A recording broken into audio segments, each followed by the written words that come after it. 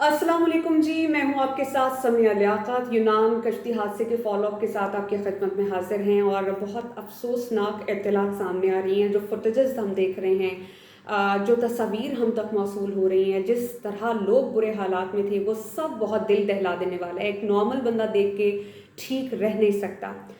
गुज़श्ता हफ्ते 14 जून को यूनान की तरफ कश्ती रवाना हुई थी बहुत से मुसाफिरों को लेके।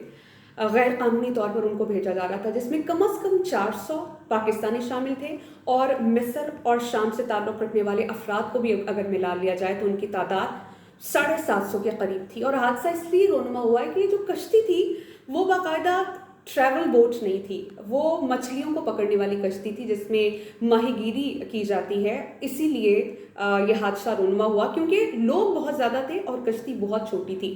जब कश्ती डूब गई तो उसके बाद रेस्क्यू ऑपरेशन किया गया। 104 अफराद हैं जिनको जिंदा बचा लिया गया और उनमें से 12 अफराद का ताल्लुक पाकिस्तान से है। और खबरसां इदारा रॉयटर्स ये बताता है कि 3 डेड बॉडीज समंदर से निकाल ली गई हैं, जिसके बाद मरने वालों की तादाद 81 तक पहुंच गई है। अच्छा, यूनान कश्ती हादसे में जो लोग जिनका ताल्लुक पाकिस्तान से बताया जा रहा है, कोई स्पेसिफिक फैक्ट एंड फिगर्स नहीं बताए जा रहे। कुछ कह रहे हैं कि शायद 300 है, कुछ कह रहे हैं शायद 400 है, लेकिन जो पाकिस्तानी बच्चे हैं इस कश्ती हादसे में, जब उनसे बात हुई उन्होंने कहा कम अज़ कम 200 अफराद का ताल्लुक पाकिस्तान से है। और अफसोस के साथ ये कहना पड़ रहा है कि जितने अफराद पाकिस्तान से गए थे उनमें से सबसे मुतासरा फैमिलीज़ का ताल्लुक जो है वो गुजरावाला गुजरात से है। सबसे ज़्यादा तादाद जो है वो पंजाब से है 83, और आज़ाद कश्मीर से जो ताल्लुक़ रखते थे अफराद जो ताहाल लापता हैं, उनकी तादाद 27 थी।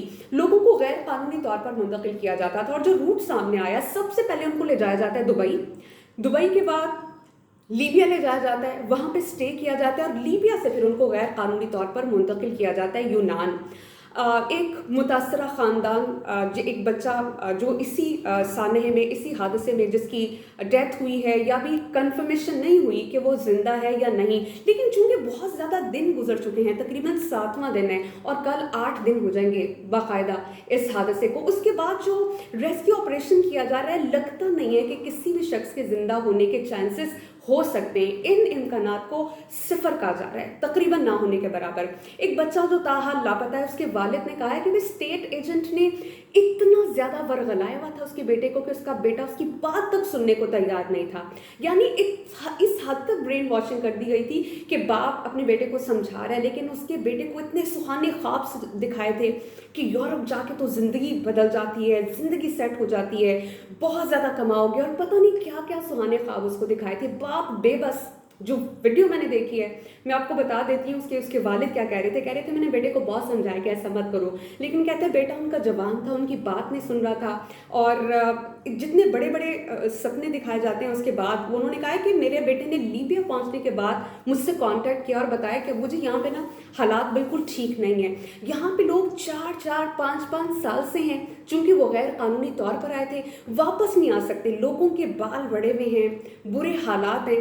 तो कहते हैं, उसका वालिद ये बताते हैं कि मैंने जब ये बात सुनी अपने बच्चे की तो मैं परेशान हो गया। मैंने एजेंट से कहा मेरे बेटे को जल्दी से वापस भेज दो, तो एजेंट ने कहा नहीं जी, आप तसल्ली रखें, आपका बच्चा आप आ जाएगा। कहते हैं कि उनको गैर कानूनी तौर पर यूनान भेज दिया। कह रहे हैं आखिरी मैसेज उसका ये आया था कि अपने वालिद को कि भाई मैं तकरीबन 5 से 6 दिन बाद यूनान पहुंच जाऊंगा।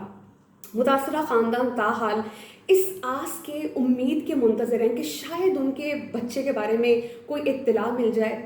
बहुत ज़्यादा परेशानी हो रही है और जो डेड बॉडीज़ इस वक्त यूनान पड़ी हुई हैं, उसके लिए फेडरल गवर्नमेंट ने अनाउंसमेंट की है कि मुतासरा फैमिलीज़ जिनके बच्चों ने बाहर जाने की कोशिश की थी, गैर कानूनी तौर पर जा रहे थे, जो एजेंट्स हैं उनके साथ राब्ते में थे, वो हमसे रब्ता करें और अपने DNA सैंपल्स दें। और अब तक मुतासरा 92 फैमिलीज़ हैं जिन्होंने रब्ता किया है FIA से और DNA सैंपल्स दिए जा रहे हैं, ताकि उन DNA सैंपल्स को मैच किया जाएगा उन डेड बॉडी से जो यूनान में पड़ी हैं। और आज वज़ीर ख़ारजा बिलावल भुट्टो का रब्ता हुआ है यूनान के अपने हम मनसब के साथ, टेलीफोनिक बातचीत हुई है। इस बात पर इत्तेफाक किया गया है कि जल्द अज जल्द मुतासरा फैमिली को सुकून फराहम करने के लिए इक़दाम उठाए जाएंगे। जो लोग वहाँ पर हैं उनको वापस लाया जाएगा और जो डेड बॉडीज़ हैं अगर DNA मैच कर जाते हैं तो जल्द अज जल्द डेड बॉडीज़ की हवालगी के हवाले से इक़दाम उठाए जाएंगे। जब इस हवाले से इतने बड़े पैमाने पर लोग मुतासर हुए हैं, बहुत ज़्यादा ये ख़बर हाईलाइट हुई है और इस पर जो फेडरल गवर्नमेंट है, सूबाई गवर्नमेंट है,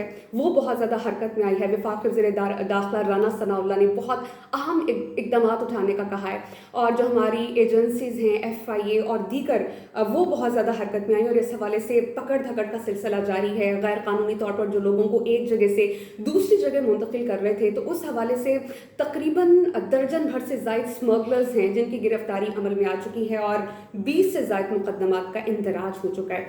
अब यूनान कश्ती हादसे में बच जाने वाले एक गुजरात से ताल्लुक़ रखने वाले अज़मत भी हैं। अज़मत के भाई ये बताते हैं कि उसके भाई ने बताया है कि वो कई कई रोज़ तक भूखा रहता था, प्यासा रहता था, पीने का साफ़ पानी नहीं था, सहूलियात का फुकदान था और जब पेमेंट की जाती थी एजेंट को, तब फिर उसके भाई को पीने का साफ़ पानी या खाना मुहैया किया जाता था। अगर रकम नहीं दी जाती थी तो खाने को भी कुछ नहीं दिया जाता था, पीने को भी नहीं दिया जाता था और ये बहुत परेशान कुन बात है।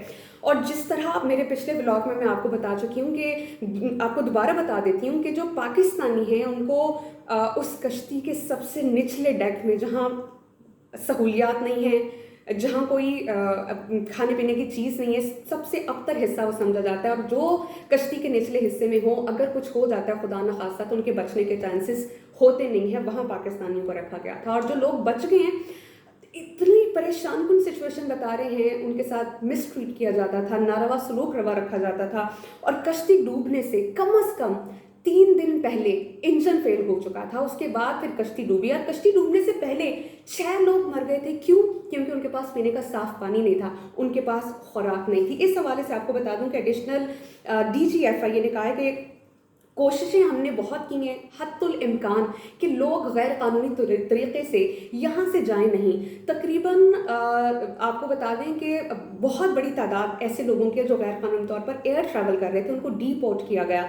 इसी तरह आज उन्होंने बताया है कि गुज़श्ता साल 34,000 से ज़ायद पाकिस्तानी जो गैर कानूनी तौर पर यूरोप गए थे, उनको डिपोर्ट कर दिया गया। तो बहरी जहाज, जब कोई हवाई जहाज़ में सफ़र कर रहा हो तो डॉक्यूमेंटेशन और सारी रूल्स एंड रेगुलेशंस या चेक एंड बैलेंस इतना सख्त होता है कि कोई जा नहीं सकता, उनको फ़ौरन वापस भेज दिया जाता है, ऑफलोड कर दिया जाता है।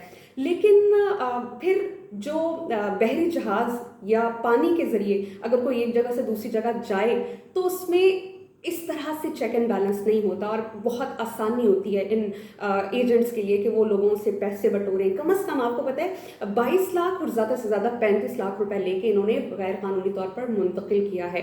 तो ये उनके लिए एक आसान रास्ता होता है, लेकिन मुश्किलात बहुत आती हैं। तो मेरे देखने वालों से अपील है कि ऐसा हरगिज़ नहीं करना चाहिए, क्योंकि ज़िंदगी के लिए आसानियाँ तो आपको इकट्ठी करनी चाहिए, लेकिन इतनी कोशिश ज़रूर करनी चाहिए कि आसान ज़िंदगी बनाने की खातिर अपनी मौत को मुश्किल ना बनाए, क्योंकि आप के बाद आपकी फैमिली का आपको ख्याल रखना है। तो please take care of it. इस तरह के इक़दाम हमें करने नहीं चाहिए जिससे हम तो मुश्किल में आ जाएं और हमारी फैमिलीज़ भी बहुत मुश्किल में आ जाएं। तो आज के व्लॉग से आज के लिए इतना ही। अपना फीडबैक ज़रूर दीजिएगा कमेंट्स में। ये वीडियो पसंद आया लाइक भी कीजिए, शेयर भी कीजिए और अपने फीडबैक से मुझे ज़रूर आगाह कीजिए। अल्लाह हाफ़िज़।